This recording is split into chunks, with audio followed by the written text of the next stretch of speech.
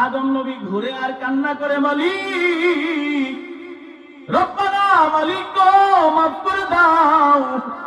তুমি যদি মাফ না করো মালিক, মাফ করে দেওয়ার কোন দয়াল নাই।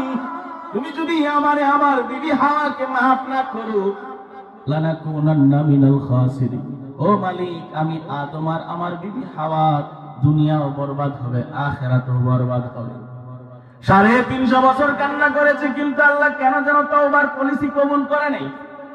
হঠাৎ করে আদম আলাইহিস সালাতু ওয়াস সালাম, ওই যে হাদিসের রেফারেন্স বললাম, মারফু একটা বর্ণনা রিওয়ায়াত, আল্লাহ তাআলার কাছে হঠাৎ করে আদম নবী বলল, লাম্মা ইকদারা ফাআতামুল খাতিআতা। আদম নবী নিজের ভুল স্বীকার করে, হাওয়া আলাইহিস সালাতু ওয়াস সালাম নিজের ভুল স্বীকার করে। আল্লাহ তাআলার কাছে আদম নবী বলেছে, ইয়া রাব্বি ইন্নী আসআলুকা বিহাক্কি মুহাম্মাদিন। ও মালিক, আমি আমার ভুলের জন্য তোমার কাছে মুহাম্মদ ব্যক্তির নামে রসিলা দিয়ে মাপ চাইলাম।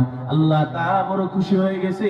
আদমকে সাথে সাথে জিজ্ঞাসা করে, আল্লাহ সব জানে সব দেখে, তবু সিস্টেম রক্ষার্থে তিনি জিজ্ঞাসা করলেন, ইয়া আদম কাইফা আরাফতাহু, তুমি আমার বন্ধু মুহাম্মদকে কেমনে চিনলা? আল্লাহ তাআলা প্রশ্নের জবাব